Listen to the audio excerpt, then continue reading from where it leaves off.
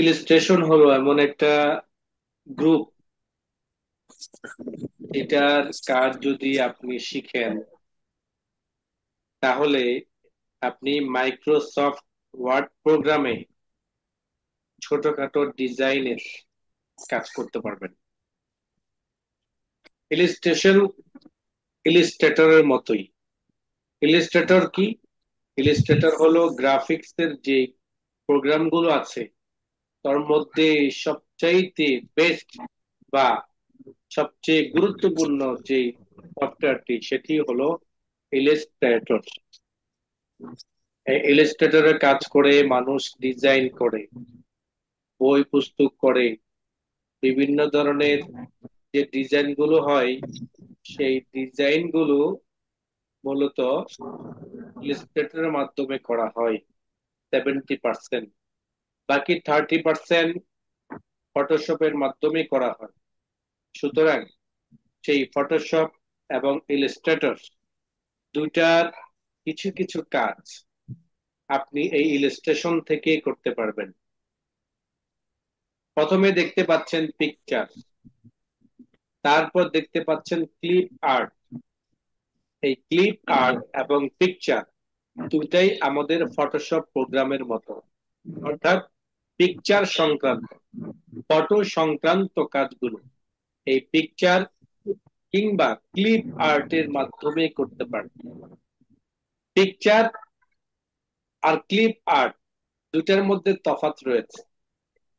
এক নাম্বার তফাৎ হলো ক্লিপ আর্ট কম্পিউটারের অথবা মাইক্রোসফট প্রোগ্রামের যেই লাইব্রেরি রয়েছে, তার নিজস্ব যেই কালেকশন রয়েছে, সেই কালেকশনের পিকচার গুলো কেবল আপনাকে দেখাবে। আর পিকচার যেটা, সেই পিকচারের আপনার কালেকশন কি, তো আপনি একটা ফটো তুলেছেন অথবা নেট থেকে কোনো ফটো নামিয়েছেন অথবা পেন ড্রাইভের মাধ্যমে অন্য কম্পিউটার থেকে কোনো ফটো আপনি আপনার কম্পিউটারে লোড করেছেন, এই সকল ফটোগুলো আপনি পিকচারের মাধ্যমে এই মাইক্রোসফট ওয়ার্ড ফাইলে আনতে পারবেন। আর ক্লিপ আর্টের মাধ্যমে মাইক্রোসফট ওয়ার্ড প্রোগ্রামের যে কালেকশন রয়েছে, নিজস্ব যে সকল ফটোগুলো রয়েছে, চিত্রগুলো রয়েছে, ওই সকল আর্ট গুলো, ফটোগুলো আপনি ক্লিপ আর্টের মাধ্যমে আনতে পারবেন। উভয়টা ফটো, উভয়টা ছবির কাজ করে। যেমন পিকচারে ক্লিক করলাম, পিকচারে ক্লিক করার পরে আমি লোকেশন থেকে মার্ক করে দিব আমার কোথায় পিকচার রয়েছে। যেখানে পিকচার থাকবে আমরা সেখান থেকে পিকচার গুলো কি করে দিব, মার্ক করে দিব। এখানে দেখি আমরা কোন জায়গাতে আমাদের ছবি রয়েছে।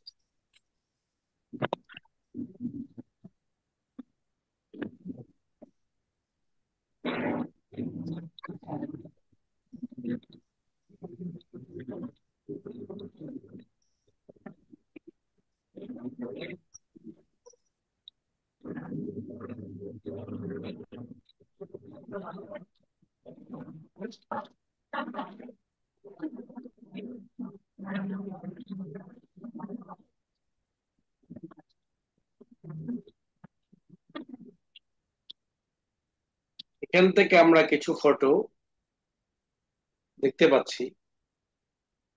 আমাদের পছন্দ অনুযায়ী আমরা যে কোনো একটা ফটোকে মার্ক করব, সিলেক্ট করব, যে ফটোটা আমাদের পছন্দ হবে আমরা একটা একটা করে দেখে নিব। বা আমাদের কালেকশন যেখানে থাকবে সেখান থেকে এভাবে আমরা লোকেশন সিলেক্ট করে দিয়ে আমরা এইভাবে আমাদের ফটো মার্ক করে নেব। যেমন এই ফটোটা অথবা এটা অথবা এটা, যেটাই আপনার পছন্দ আপনি জাস্ট ক্লিক করবেন, দেন ইনসার্টে ক্লিক করবেন। আপনি যখন ইনসার্টে ক্লিক করবেন তখন সেই ফটোটি এখানে চলে আসবে। এটি কিন্তু কম্পিউটারের নিজস্ব ফটো না, এটা কিন্তু এক্সটার্নাল ভাবে, আলাদা ভাবে আপনার কম্পিউটারের মধ্যে লোড করা হয়। নেটের থেকে ডাউনলোড হতে পারে মোবাইলের মাধ্যমে হতে পারে, পেন ড্রাইভের মাধ্যমে হতে পারে, যেভাবেই হোক কম্পিউটারের মধ্যে আমি এটি কি করেছি, লোড করেছি। এবং কম্পিউটারের নির্দিষ্ট একটা লোকেশনে এই পিকচারটা সেভ করা ছিল। সেভ করা থাকায় আমি লোকেশন থেকে মার্ক করে আমার এই ফটোটি আমার স্ক্রিনের মধ্যে নিয়ে আসলাম। দেখেন খুব চমৎকার ভাবে পিকচারটা দেখা যাচ্ছে। এই পিকচারে, এই ফটোতে আমরা বিভিন্ন ধরনের এডিটিং এর কাজ করতে পারবো। কি ধরনের এডিট? যেমন ব্যাকগ্রাউন্ড রিমুভ থাকতে পারে। রিমুভ ব্যাকগ্রাউন্ডে ক্লিক করলে তখন আমার ব্যাকগ্রাউন্ডটা রিমুভ হয়ে যাবে। যতটুকু ব্যাকগ্রাউন্ড তার কাছে রয়েছে, অর্থাৎ তার মার্ক রয়েছে, ততটুকু সে এখান থেকে এটি কি করতে পেরেছে, রিমুভ করতে পেরেছে।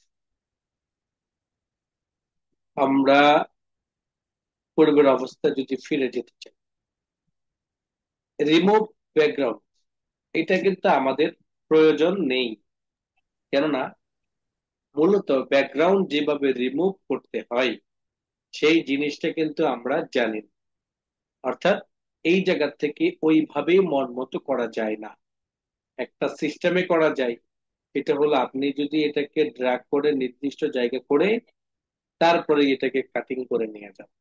তবে ফটোশপের পূর্ণাঙ্গ, ইলাস্ট্রেটরের পূর্ণাঙ্গ কাজগুলো আপনি এখানে করতে পারবেন না। আবার যতটুকু না হলে নয় সেই কাজগুলো করা পসিবল। অর্থাৎ এমন কিছু কাজ রয়েছে যে কাজগুলোতে নর্মালি এই প্রোগ্রামের জন্য অ্যাক্টিভ, এই প্রোগ্রামের কাজগুলো করার জন্য প্রয়োজন। অথবা আমি যখন কোনো ধরনের ম্যাগাজিনে কাজ করেছি, আমি যখন কোনো ধরনের বইয়ের কাজ করি, সেই বইয়ের মধ্যে একটা ফটো দিতে হয়, সেই ফটোটাকে একটা কালার করতে হয়, সাদা কালো করতে হয়, একটা ফ্রেম দিতে হয়, গ্রুপিং করতে হয়। এই কাজগুলো আপনি ফরম্যাট মেনুর মাধ্যমে করতে পারবেন।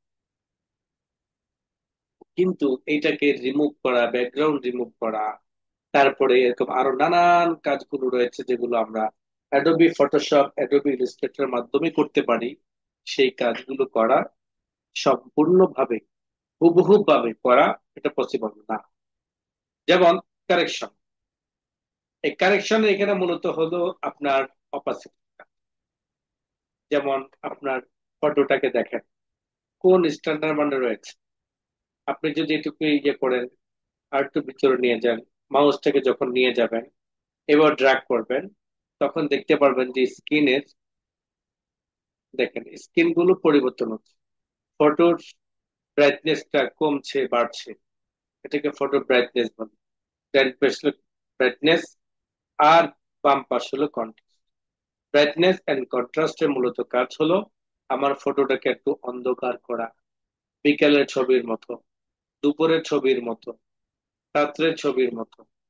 এইভাবে আমাদের ফটোগুলোকে বিভিন্ন ভাবে এই কারেকশন গুলো বা লাইটের মতো ইফেক্ট গুলো দিতে হয়। সেই কাজগুলো আমরা কারেকশন থেকে করি। এই হলো অরিজিনাল ফটো। আপনি যদি এটাকে একটু অন্ধকারের মতো করতে চান, আর একটু হালকা বিকালের ছবি, আর একটু হালকা, যাতে একদম পুরো পূর্ণাঙ্গ একটা লাইট একটু চোখ টানে, চোখ টানে না, আবার হালকা ভাবে আপনি একটা ইয়ে টানতে চান, এভাবে ব্রাইটনেস বাড়াইতে চান, একদম খরা দুপুরে যদি ফটো উঠাই তখন যেমন হয়, এইভাবে আমরা আমাদের ফটোগুলোকে হালকা থেকে হালকা, যেমন দেখেন আমার ব্যাকগ্রাউন্ডটাকে একটা হালকা হয়েছে এবং খেজুরগুলো একদম উজ্জ্বল হয়েছে।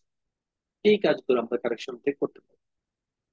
আবার দেখেন কালার, কালার গিয়ে দেখবেন যে আমার এই রঙিন ফটোটাকে আমি বিভিন্ন কালারে, ওয়ান কালারে, ব্ল্যাক কালারে, তারপরে এরকম আরো নানান ধরনের কালার গুলোতে কনভার্ট করতে পারবো।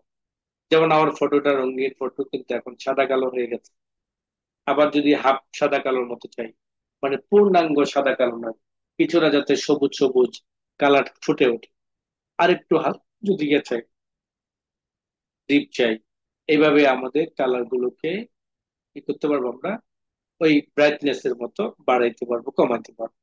অর্থাৎ এটা হলো আমার কালার স্যাচুরেশন বলে এটাকে, রে কালার অথবা কালার টোন, এটা দেখেন খুব চমৎকার ভাবে কিন্তু আপনি আপনার এই ফটোগুলোকে নিয়ে কাজ করতে পারছো। আবার দেখেন কালারের মধ্যে ওয়ান কালার রয়েছে, সাদা কালো মতো জলসাবর্ত রয়েছে। অথবা দেখবেন যে আগের কালে যে আমরা বইগুলো পড়েছি, বাংলা বইগুলো, অর্থাৎ আমাদের এই স্কুল কলেজে যে সকল বইগুলো, সেখানে আমরা দেখেছিলাম যে আমাদের গাছগাছালি গুলো এরকম ওয়ান কালারের মধ্যে মনে হচ্ছে যে এটা আর্ট করা হয়েছে। ঠিক এইভাবেও আমরা আমাদের ফটোগুলোকে কনভার্ট করতে পারি। এখান থেকে ওয়ান কালার হিসেবে দেখাচ্ছে। এইটা আপনি যত ঘাটবেন, আপনি যতই এটাকে নিয়ে রিসার্চ করবেন, ততই দেখতে পারবেন যে নতুন নতুন অনেক কাজ, অনেক ধরনের ডিজাইন এখানে দেখতে পাচ্ছেন বা কাজ করা যায়। সম্পূর্ণ ফটো সংক্রান্ত কিন্তু এটা। এরপর আসছে আর্টিস্ট ইফেক্ট, সেম ওইটার মতোই, তবে একটু ভিন্নতা রয়েছে। কোনোটা আপনার টাইলস এর মতো মনে হবে, কোনোটা আপনার এই মনে হবে যে কাঠ পেন্সিল দিয়ে তৈরি করা হয়েছে। আপনি যখন এই ধরনের একটা ফটো দিবেন আপনার ইয়ের মধ্যে, কেউ তো বুঝতেও পারবে না যে আপনি এটা ইয়ে করেছেন, এই অরিজিনাল ফটোটাকে এরকম আর্টিস্টের মতো করেছেন।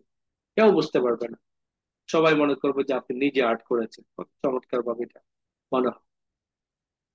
আবার দেখেন এখানে দেখবেন যে আরো অনেক কিছু, ব্লাড সিস্টেম যদি ব্লাড চান, এরকম ব্লাড যদি চান, তো যারা ফটো নিয়ে কাজ করেন তারা ভালো করে জানেন এই ধরনের ইফেক্ট গুলো আপনার কাজ করার জন্য বা ব্যাকগ্রাউন্ডে ব্যবহার করার জন্য বা লেখার সাথে অ্যাডজাস্ট করার জন্য কতটা সহায়ক বা প্রয়োজন, এটা আপনারা তখনই বুঝতে পারবেন। আসেন রিসেট। রিসেট মানে হলো, যদি আমি এখানে কিছু কালার করে থাকি, আমি যখন রিসেট পিকচার ক্লিক করব, তখন আমার পূর্বের অবস্থা ফিরে আসবে। আর যদি আমরা চেঞ্জ পিকচার করতে চাই, মানে এই ফটো এইটা নয়, একটা ফটো আনতে চাই এইটার মধ্যে, তো সেটাতে চেঞ্জ পিকচার গিয়ে আমরা ফটো মার্ক দিয়ে অন্য একটা পিকচার দিতে পারবো। চেঞ্জ কম্প্রেস পিকচার, এটা আমাদের প্রয়োজন হবে না, লাগবে না আমাদের। এরপর আসলে হলো পিকচার স্টাইল। পিকচার স্টাইল মানে হলো ফ্রেম। কেমন ফ্রেম? আপনার এই ফটোটার মধ্যে কিন্তু চতুর্পাশে কোনো ফ্রেম নাই, জাস্ট এমনিতে একটা ফটো দেখা যাচ্ছে। কিন্তু আপনি যখন এই ফটোটাকে কোনো ফ্রেম বন্দি করবেন, কোন একটা ফ্রেমের মধ্যে এটাকে অ্যাডজাস্ট করবেন, তখন এই ফটোটার সৌন্দর্য আরো ফুটে উঠবে। তাহলে আপনি কিভাবে এটা ইয়ে করবেন? এই জন্য আপনাকে পিকচার স্টাইলে যেতে হবে। যদিও বা এখানে বলা হচ্ছে পিকচার স্টাইল, বাট এটা হলো পিকচারের ফ্রেম। আপনি দেখেন এখান থেকে কিছু প্রিভিউ রয়েছে, দেখেন এক একটা, দেখেন এক এক ধরনের ফ্রেম দেখা যাচ্ছে। কোন ফ্রেমটা আপনার পছন্দ? যদি এগুলো পছন্দ না হয়, তাহলে ড্রপ ডাউনের মাধ্যমে নিচের দিকে যাবেন, সেখানে গিয়েও দেখবেন যে আরো কিছু সুন্দর সুন্দর পিকচার দেখা যাচ্ছে। ফ্রেম স্টাইল দেখেন।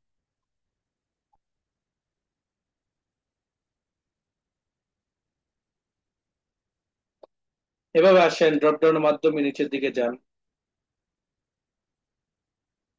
আরো যান, আরো যান। এভাবে আপনি একটা একটা করে যান, দেখেন কত সুন্দর সুন্দর পিকচার গুলো শো করছে। ফ্রেম দেখেন, আমি এখানে একটা ফ্রেম তৈরি করেছি। আমি এই জায়গার মধ্যে আর একটা কপি করে নেব।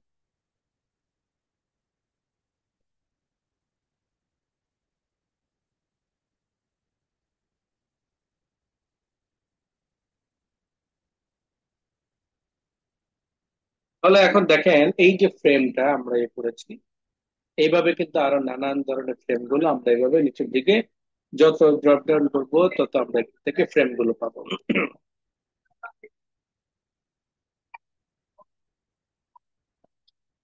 এরপর আসলে হলো যে ফ্রেমটা আমরা দিয়েছি, এটাকে আমাদের আমাদের পিকচারের বর্ডারও বলে।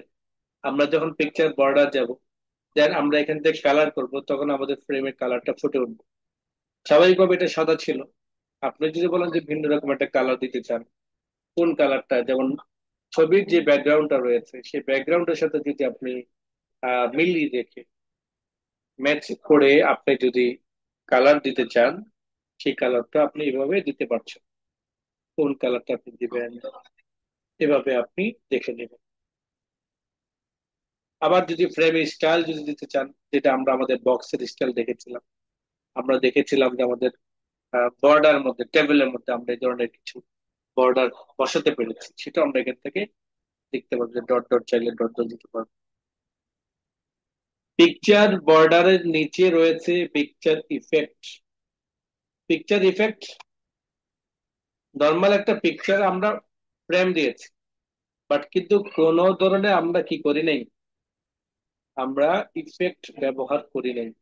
আমরা যখন পিকচার ইফেক্টে যাব, সেখানে প্রেজেন্টের মধ্যে কিছু ইফেক্ট পাবো। দেখেন, মনে হবে যে আমার এই ফটোটা গ্লাসের মধ্যে সেট করা হয়েছে। দেখেন, খুব সুন্দর ভাবে আপনি এইভাবে আপনার পিকচারটাকে ফুটিয়ে তুলতে পারবেন। আবার দেখেন যে শ্যাডো স্টাইল, এগুলো হলো শ্যাডো স্টাইল। ফটোর নিচে একটা শ্যাডো যাবে, জলছাপের মতো যাবে, বা ছায়ার মতো যাবে। আমরা যখন কোথাও দাঁড়াই, তখন সেই দাঁড়ানোর পাশে একটা ছায়া বসে, এটাকে শ্যাডো বলে। এখানে শ্যাডোর অনেকগুলো স্টাইল রয়েছে, আপনি একটা একটা করে দেখবেন কোনটা কোন কাজ করে। রিফ্লেকশন, রিফ্লেকশন মানে হলো এটা আরেকটা ছায়ার মতো। আপনি যখন পুকুর পাড়ে দাঁড়িয়ে থাকেন, আপনার একটা প্রতিচ্ছবি যখন আপনার পুকুরের পানির মধ্যে দেখা যায়, রিফ্লেকশনটা অনেকটা এমন। আপনি যখন রিফ্লেকশনে যাবেন, সেখানে গিয়ে দেখতে পারবেন যে দেখেন, এখানে যখন আপনি একটা রিফ্লেকশনের কোন একটা কমান্ড আপনি ইয়ে করেছেন, মাউস পয়েন্টার নিয়ে গেছেন, তখন দেখেন ফটোর নিচে কিন্তু তখন একটা ছায়া দেখা যাচ্ছে। এটা এটা এক কাজের সৌন্দর্য বৃদ্ধি করে। আপনি যখন একটা ম্যাগাজিন করবেন, তার মাঝে যখন এই ধরনের একটা পিকচার দিবেন লেখার মাঝে, তখন দেখবেন যে ওটার সৌন্দর্যটা আরো বৃদ্ধি পেয়ে যায়। গ্লো, এটা আরেক ধরনের ইফেক্ট, অর্থাৎ সাইড ইফেক্ট, শ্যাডোর মতো। এটাকে গ্লো বলে। আপনি চাইলেও এখান থেকে এটা ব্যবহার করতে পারেন। সফট রিজিড, এটা আরেক ধরনের ইফেক্ট। দেখেন, খুব স্মুথলি এই ইফেক্টটা ব্যবহার হয়, যেটা বোঝা খুব টাফ। আবার বেবেল যদি চান তাহলে দেখেন এখানেও আরেক ধরনের স্টাইল, থ্রি ডির মতো হবে। থ্রি ডির মতো এই বেবেলটা ব্যবহার করে।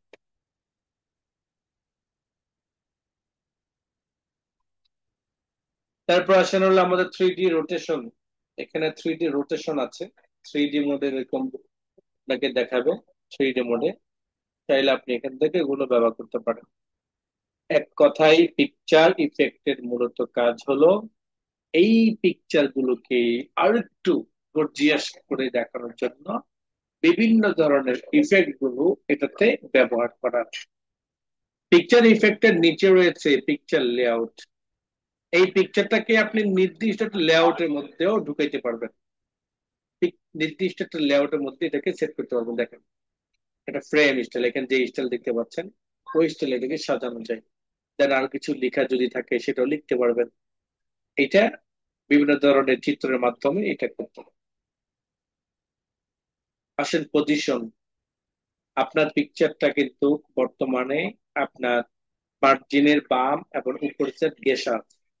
আপনি যদি এটাকে এখন ডান দিকে নিয়ে যেতে চান, যাবে না। নিচের দিকে নিয়ে যেতে চান, টান দিয়ে যাবে না। ঠিক এই জায়গায় আঠার মতো লেগে থাকবে। এর কারণ হলো তার পজিশন বর্তমানে যেখানে রয়েছে, সেই জায়গা থেকে সে নড়চড় করবে না। আপনি যদি এই জায়গার মধ্যে যদি in line with text click করেন, যেটা রয়েছে, তাহলে কিন্তু সেম এটার মতো দেখেন, নিচের দিকে আসছে না, ডান দিকে যাচ্ছে না। আবার যদি পজিশন থেকে যদি আপনি লেফট রাইট ক্লিক করেন, সেন্টারে ক্লিক করেন, রাইটে ক্লিক করেন, অথবা রাইট মিডলে ক্লিক করেন, সেন্টারে ক্লিক করেন, সেন্টারের লেফটে ক্লিক করেন। এক কথায় টেবিলের মধ্যে যখন আমরা একটা লেখার 9টা কমান্ড পেয়েছি, লেখাগুলোকে ডানে বামে উপরে মিডলে অর্থাৎ অ্যালাইন করা, সেই অ্যালাইনমেন্টের মূলত পিকচার একটা অ্যালাইনমেন্ট হয়, যেটা পজিশন থেকে করতে। আপনি চাইলে এগুলো এখান থেকে করতে পারেন। তবে আমরা এইভাবে না করে আমরা ম্যানুয়ালি ধরে নিয়ে যাই। তাহলে এটাকে ধরে নিয়ে যাওয়ার জন্য তার মুডটাকে চেঞ্জ করতে হবে। আর বর্তমান তার মুড রয়েছে আমার ইন লাইন উইথ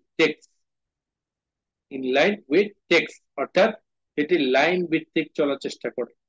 আর যদি আমি এটা স্কোয়ার ক্লিক করি, তখন দেখবেন যে এটা পানির মতো স্মুথলি যেই কোনো জায়গায় মুভমেন্ট হবে, পানির মতো। আবার আসেন, যদি আমি টাইট ক্লিক করি, থ্রুট ক্লিক করি, অথবা টপ এন্ড বটম ক্লিক করি, বিহাইন্ড টেক্সটে ক্লিক করি, ইন ফ্রন্ট অফ টেক্সটে ক্লিক করি, এগুলো এক একটার মুড। সে মুড গুলো কি? যেমন কোনোটা আমার লেখার নিচে হবে, কোনোটা আমার লেখার উপরে হবে, কোনোটা আমার লেখার মাঝে হবে। এইগুলোকে আমরা এইভাবে ইয়ে করতে পারি। যেমন আমি এখান থেকে কোন একটা ফাইল ওপেন করি, এইখানে আমাদের একটা কাজ রয়েছে। এটাকে যদি আমরা পেজের পোর্ট্রেট সিস্টেম করি, দেন ওয়ান কলাম করি, দেখেন এক পেজের মধ্যে এটা ঠিক। এখন আমার যে ফটোটা রয়েছে,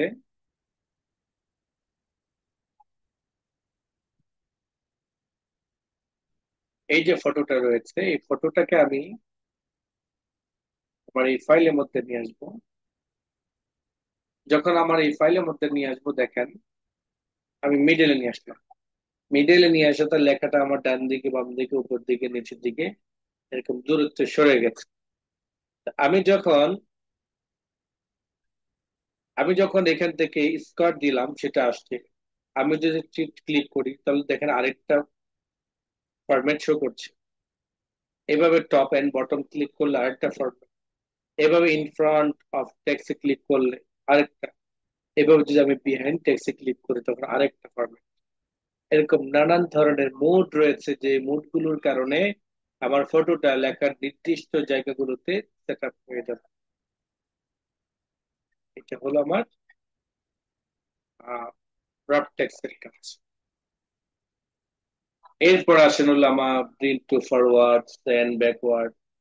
এটা হলো আমার পিকচার কিংবা শেপ।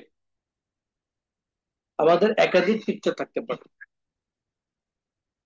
তো একটার উপর আরেকটা সেট করার প্রয়োজন হতে পারে।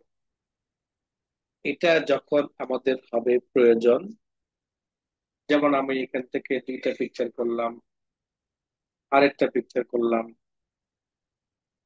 তাহলে এখন দেখেন আমার এখানে কিন্তু তিনটা পিকচার। এখন আপনাদের প্রশ্ন জাগবে যে আমি এগুলো কিভাবে কপি পেস্ট করলাম। কোন শেপ, শেপ মানে হলো টেক্সট বক্স ক্যাটাগরির যে বক্স গুলো রয়েছে এগুলোকে শেপ বলে। আর এগুলোকে মুভমেন্ট করার জন্য তার মুড চেঞ্জ করতে হয় রাফ টেক্সট এর মাধ্যমে। সেটা স্কোয়ার হতে পারে, টিট হতে পারে, থ্রো হতে পারে, টপ এন্ড বটম হতে পারে। এইভাবে আরো যে সকল কমান্ড গুলো রয়েছে ওই সকল কমান্ডে কোন একটা হতে পারে। তবে ইন লাইন উইথ টেক্সট ব্যতীত বাকিগুলো যে কোনো জায়গায় এসে যাবে। বলার উদ্দেশ্য হলো যে এই ফটোর উপরে রয়েছে এই ফটো, এই ফটোর উপর রয়েছে এই ফটো। তো অনেক সময় প্রয়োজন হতে পারে এই ফটোটাকে আপনাকে নিচে নিয়ে যাওয়ার প্রয়োজন হতে পারে। তো এমনটা যদি কখনো প্রয়োজন হয়, তাহলে এটা যদি আপনি না পারেন তাহলে কিভাবে করবেন?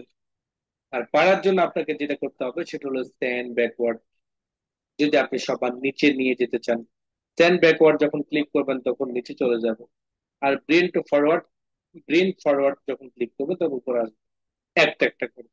আর যখন দেখতে পাচ্ছেন যে আমার এখানে যে অ্যারো বাটন গুলো রয়েছে, সেই অ্যারো বাটন ক্লিক করলে আরেকটা করে কমান্ড পাবেন। রিল ফরওয়ার্ড মানে হলো একটা স্টেপ করে উপরের দিকে উঠবে। আর সেন্ড ব্যাকওয়ার্ড মানে হলো একটা স্টেপ করে নিচের দিকে নামবে সিঁড়ির মতো। আর ব্রিং টু ফ্রন্ট এবং সেন্ড টু ব্যাক, এগুলো হলো আমার এক লাফ দিয়ে একদম উপর থেকে সবার নিচে চলে যাবে, অথবা সবার নিচ থেকে সবার উপরে চলে আসবে। এটা হলো আমার ব্রেন ফ্রন্ট এবং ব্যাক এর কাজ।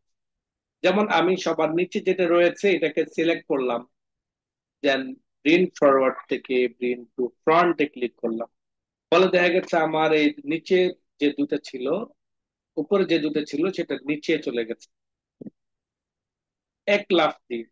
আবার যদি আমি এক লাফ দিয়ে নিচের দিকে নিয়ে যেতে চাই, তাহলে আমাকে সেন্ড ব্যাকওয়ার্ড ক্লিক করলে সেন্ড টু ব্যাক ক্লিক করতে হবে, তাহলে সবার নিচে চলে যাবে। তার মানে হলো ভিতরে মোর অপশনের মধ্যে যেটা রয়েছে সেই অপশন গুলো হলো এক লাফ দিয়ে আমার সকল পিকচার গুলোকে ডিঙিয়ে উপরে উঠে যাবে, অথবা সকল পিকচার গুলোকে ডিঙিয়ে সবার পেছনে চলে যাবে। এটাই হলো আমার স্ট্যান্ড ব্যাক এবং ফ্রন্ট এর কাজ। আর নর্মালি আপনি স্ক্রিনে যেভাবে দেখতে পাচ্ছেন, প্রিন্ট ফরওয়ার্ড এবং সেন্ড ব্যাকওয়ার্ড, এটা হলো আমার একটা স্টেপ করে উঠাবো। যেমন সবার নিচেরটা ক্লিক করেছি, এবার যদি আমি প্রিন্ট ফরওয়ার্ড ক্লিক করে একটা স্টেপ উপরে উঠবো। আবার ক্লিক করলে আর একটা স্টেপ উপরে উঠবো। এভাবে সেন্ড ব্যাকওয়ার্ড ক্লিক করলে একটা স্টেপ নিচে নামবে, আবার ক্লিক করলে আরেকটা স্টেপ নিচে নামবে। এইভাবে আমার একটা একটা করে উপরে উঠবে, একটা একটা করে নিচে নামবে। এটা হলো আমার প্রিন্ট এবং সেন্ডের কাজ। আসেন সিলেকশন প্যানেল। সিলেকশন প্যানেল, এই সিলেকশন প্যানেল অনেক সময় যখন আমরা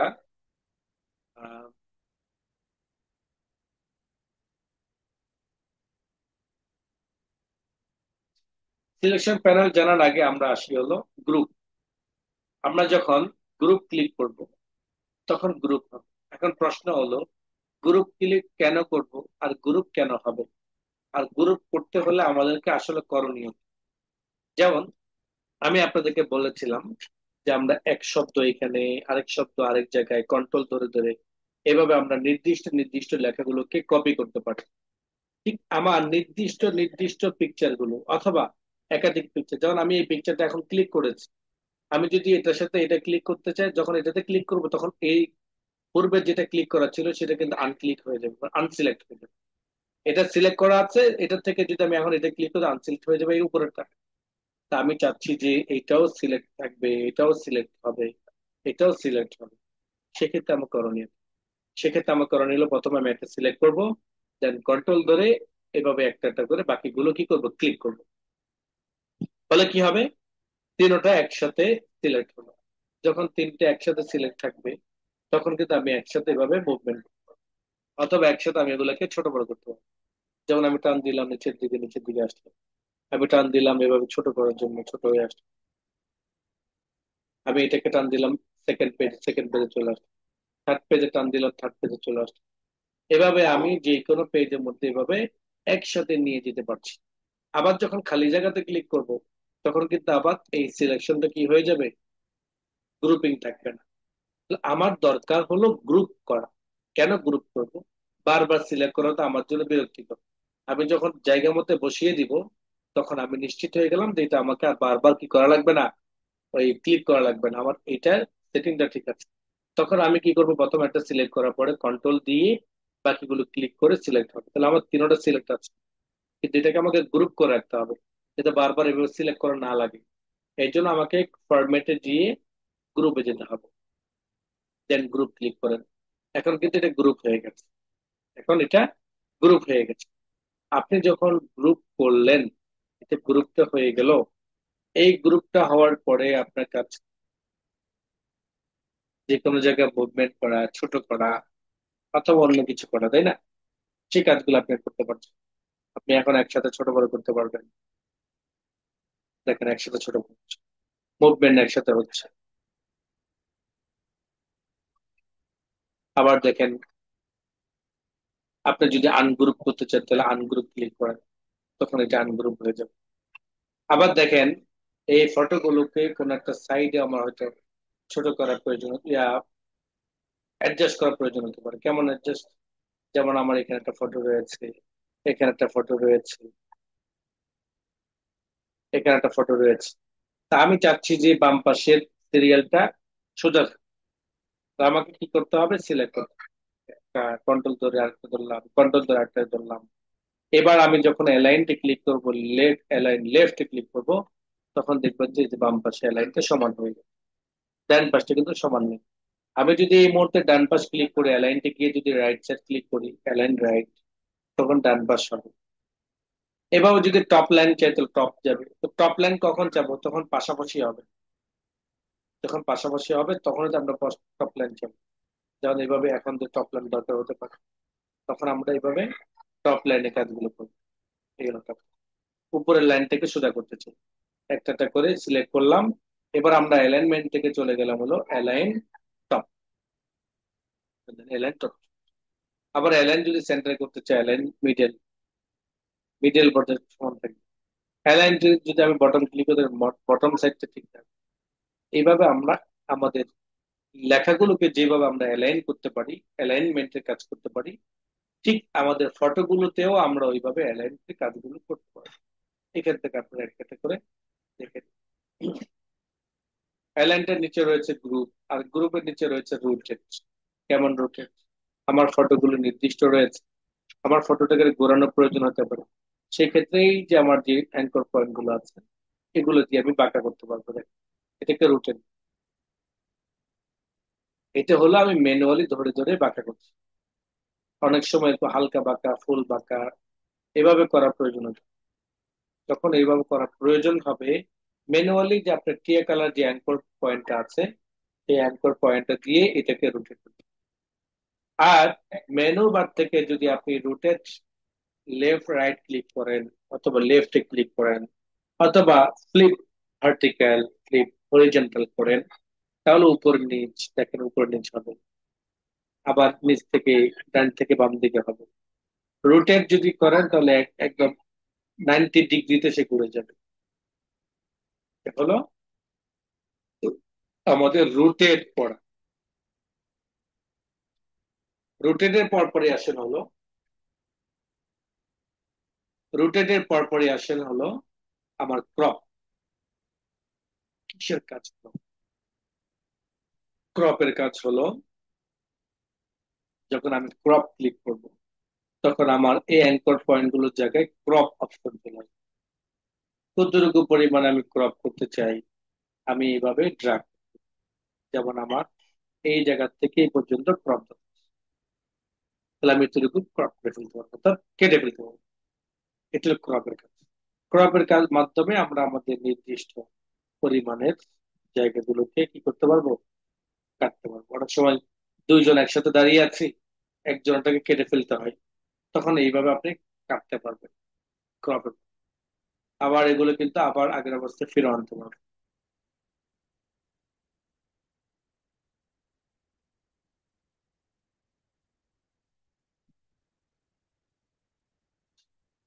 এরপর আসেন হলো হাইট এবং উইডথ, মানে আপনার ফটোর সাইজ। আপনি যখন ফটোর সাইজ করতে যাবেন, তখন ফটোর সাইজটা কয়ভাবে করা যায় সেটাও আপনাকে বুঝতে হবে। যেমন নাম্বার ওয়ান, আপনি ম্যানুয়ালি ধরে করতে পারবেন। নাম্বার টু, মেনু বারের মাধ্যমে করতে পারবেন। মেনু বারের মাধ্যমে যেমন আমার এই ফটোটার সাইজ রয়েছে 2.28 হাইট, উপর নিচ রয়েছে হলো 2.28। যেমন আমি এখানে বসিয়ে দিলাম 3 ইঞ্চি, আমি 3 বসিয়ে দিলাম, ফলে দেখা গেছে দেখেন উপর নিচ হয়ে গেছে 3। এদিকে পাশাপাশি রয়েছে 2.98, আমি এখানে বসিয়ে দিলাম 3.5। তখন দেখেন আমি যখন 2 পয়েন্ট দিয়ে দিলাম তখন আমার এটা ঠিক আছে।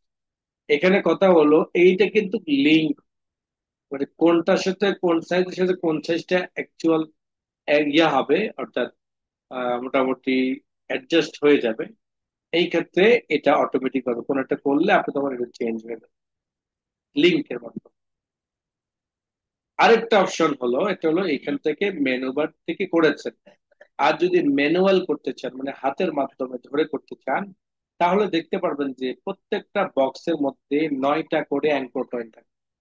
9+1, টোটাল 10টা। 9টা বলতে উপরের 3টা পাবেন, মিডেলও 3টা পাবেন, এবং বটমও 3টা পাবেন। ঠিক আমরা যে অ্যালাইনমেন্ট গুলো করি, অ্যালাইনমেন্টের মতো আমাদের এরকম 9টা অ্যাঙ্কর পয়েন্ট থাকে। ডান পাশের অ্যাঙ্কর পয়েন্ট দিয়ে আমি ডান এবং বাম পাশটাকে কি করতে পারবো, একসাথে ছোট বড় করতে পারবো। চারপাশে যে 4টা অ্যাঙ্কর পয়েন্ট, এটা এক ধরনের কাজ। আর মিডলের চারপাশে যে 4টা অ্যাঙ্কর পয়েন্ট, এটা আরেক ধরনের কাজ। দেখেন দুইটা চিত্রই কিন্তু আলাদা আলাদা। দেখেন, একটা দেখতে পাচ্ছেন টিয়া কালার, আরেকটা দেখতে পাচ্ছেন যে আপনার চার কোণা সিস্টেম, একটা ছোট্ট একটা বক্স। আর ডান পাশে যেটা দেখতে পাচ্ছেন উপরের দিকে, সেটা দেখতে পাচ্ছেন এই কোণায়, বাট এটা রাউন্ড, গোল, একটা গোল বৃত্তর মতো। এরকম গোল বৃত্ত রয়েছে আমার 4টা, ডানে বামে নিচে ডানে, চার কোণায় 4টা।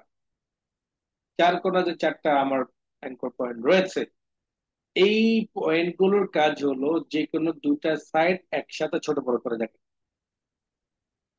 যে কোনো দুটো সাইড, যে কোনো বলতে আপনি যে কোণাটা ধরবেন সেই কোণাটা ডানে এবং উপরে, সেই কোণাটার অর্থাৎ পাশাপাশি যে সাইড গুলো রয়েছে, যেমন আমার এই সাইডটা দেখেন, এইটা আমার এই অ্যাঙ্কর পয়েন্টের সাথে আমার সাইড রয়েছে দুইটা। এটা হলো ডাইন সাইড, এটা হলো উপরের সাইড। আবার বাম পাশে অ্যাঙ্কর পয়েন্টের সাথে সাইড দেখতে পাচ্ছেন দুইটা, একটা হলো বাম সাইড আর একটা হলো উপর সাইড। এভাবে নিচের অ্যাঙ্কর পয়েন্টের সাথে দেখতে পাচ্ছেন দুইটা, একটা হলো নিচের সাইড একটা হলো বাম সাইড। তো চার কোণার যে চারটা অ্যাঙ্কর পয়েন্ট রয়েছে, এগুলোর মাধ্যমে যেটা ধরবেন, যে কোণাটা ধরবেন, সেই কোণাটার একসাথে দুইটা সাইড কি হবে, ছোট বড় হবে। এই চার কোণা ব্যতীত প্রত্যেকটা সাইডের মিডল পর্যায়ে আবার চারটা আছে। উপরের মিডল একটা, বামের মিডল একটা, ডাইনের মিডল একটা, নিচের মিডল একটা। এগুলো ছোট করে হলো একটা সাইড। আপনি যে সাইডটা ধরবেন ওই সাইডটাই ছোট বড় করবেন। যেমন ডান পাশেরটা ধরেছেন, তো ডান পাশেরটা ছোট বড় হবে। আপনি বাম পাশেরটা ধরেছেন, বাম পাশে বড় হবে, বাম পাশ থেকে ছোট বড় হচ্ছে, বাম পাশ থেকে। নিচের থেকে ধরবেন, নিচের থেকে ছোট বড় হবে। উপর থেকে ধরবেন, উপর থেকে ছোট বড় হবে। ডান থেকে ধরবেন, ডান থেকে ছোট বড় হবে। বাম থেকে ধরবেন, বাম থেকে ছোট বড় হবে। তার মানে হলো মিডলে চারটা অ্যাঙ্কর পয়েন্ট, সাইড, যে সাইডটা ধরবেন সেই সাইডটাই ছোট বড় হবে। তাহলে মিডলের চারটা, চার কোণার চারটা, আটটা। এবং এই যে টিয়া কালার, টিয়া কালারটা এটাকে ঘুরাই, রোটেট করে চিত্রকলা। এটা হলো আমাদের ফরম্যাট মেনু। ফরম্যাট মেনু মূলত এই যে ফটোকে এডিটের কাজগুলোর ক্ষেত্রে বেশি ব্যবহার, এডিট, ফটো নিয়ে, ফটো সংক্রান্ত কাজগুলো, এটা ফরম্যাট মেনু কাজ করে।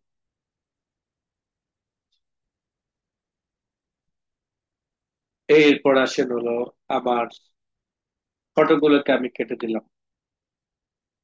এটা হলো আমাদের ফটো নেওয়া। আর কিছু ফটো রয়েছে এমন যেগুলো কম্পিউটারের মধ্যে থাকে, ওগুলো বের করার জন্য আমাকে ক্লিক করতে হবে clip art. Clip art click করার পর ডান পাশে দেখতে পাচ্ছেন যে ক্লিপ আর্টের টাচ পেনটা আছে, সেখানে গোটোতে ক্লিক করলে আপনার এখানে পিকচার গুলো শুরু। এখানে রেজাল্টের মধ্যে দেখা যাচ্ছে সিলেক্ট মিডিয়া ফাইল টাইপ। আমি এখান থেকে অল টিক মার্ক দিয়ে দিলাম, দেন এবার গোটোতে ক্লিক করলাম। দেখেন নানান ধরনের পিকচার গুলো এখানে রয়েছে, কোনটা লাগবে। এটা সেই আদি থেকে, আমরা ছোটবেলা থেকেই ফটোগুলো দেখে আসছি। এখান থেকে তখন তার ফটো নেট ছিল না, আর চাইলে মন মতো অনেক কিছুই করা যেত না, অনেক কিছু কালেকশন করা যেত না। একজনের কম্পিউটার থেকে আরেকজনের কালেকশন করা লাগতো। ফটোটাতে ক্লিক করেছি, যেটাতে ক্লিক করেছি সেটা আমার স্ক্রিনে চলে আসছে। বাকি কাজগুলো কেমন, ঠিক আমরা যে ফটো, এত সময় ফটো যে কাজগুলো করেছি, ঠিক ওই ধরনের সব কাজগুলো সেম টু সেম, একদম সেম। শুধুমাত্র দুই ধরনের পিকচার। একটা হলো ভিতরে যে ফটোগুলো থাকে, ভিতর বলতে মাইক্রোসফট ওয়ার্ডের যে লাইব্রেরি রয়েছে, তার যে নিজস্ব কালেকশন গুলো রয়েছে, সেই কালেকশন গুলো বের করার জন্য আমাদেরকে ইনসার্ট মেনু থেকে ক্লিক করতে হবে হলো ক্লিপ আর্ট। আর যেটা আমরা এক্সট্রা ভাবে কম্পিউটারের মধ্যে আপনার ডাউনলোড করি বা কালেকশন করে কম্পিউটার লোড করি, ওই পিকচার গুলো আনার জন্য আমাদের ক্লিক করতে হবে picture। বুঝতে পেরেছেন সবাই? সবাই বুঝতে পেরেছেন? জি। জি।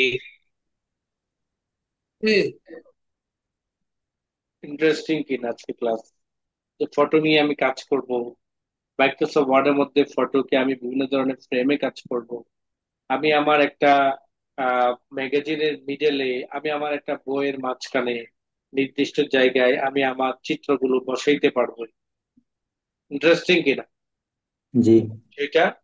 আসলে চমৎকার। এগুলো মূলত বাচ্চাদের, বাট এটা আমাদেরও প্রয়োজন। সব সবকিছু বাচ্চাদের বলে ছেড়ে দেওয়া যাবে না। যেগুলো আমাদের প্রয়োজন ওগুলো কি করতে হবে, ধরে নিতে হবে। কারণ আমি আমার এইসব ডিজাইনের অথবা বই পুস্তকের কাজগুলো তো আর বাচ্চারা করবে না, তাই না? করবো তো আমরাই। তো সেক্ষেত্রে এই বাচ্চাদের কাজগুলো আমাদেরকে কি করতে হবে, শিখতে হবে। কারণ আপনি যদি ইলাস্ট্রেশনটাকে ভালো করে আয়ত্ত করতে পারেন, তাহলে আপনি গ্রাফিক্স যখন শিখবেন, অনেক কিছুই বোঝাটা আপনার জন্য সহজ হয়ে যাবে, অনেক কিছু। এর জন্য প্রত্যেকে কি করবেন, যে ক্লাসগুলো হচ্ছে অত্যন্ত গুরুত্বপূর্ণ ক্লাসগুলো, আমাদের এই মেনুটা যখন শেষ হয়ে যাবে তখন চলে যাবো আমরা পেজ লেআউট মেনুতে। পেজ লেআউট মেনু যখন শেষ হয়ে যাবে তখন দেখবেন যে আর শেখার মতো তেমন কিছু নেই, তখন কিন্তু অন্য একটা প্রোগ্রামে চলে যেতে হবে, তখন কিন্তু আর সময়ই পাবেন না, আফসোস করবেন। এর জন্য এই যে মেনুগুলো শিখছি, আলোচনা করছি, অবশ্যই অবশ্যই এগুলো নোট ডাউন করে ফেলেন। তাহলে ভবিষ্যতে, এখন কম্পিউটার নেই পরে আসবে, এখন কম্পিউটার আছে প্র্যাকটিস করার সময় নেই পরে হবে, অথবা আমি এখন ব্যস্ততার কারণে করতে পারতেছি না পরে করব, কোনো সমস্যা নেই, নোট ডাউনটা করে রাখেন, তাহলে দেখবেন যে কাজে আসবে। আজকের ক্লাস এ পর্যন্ত, কারো কোনো প্রশ্ন থাকলে করতে পারেন।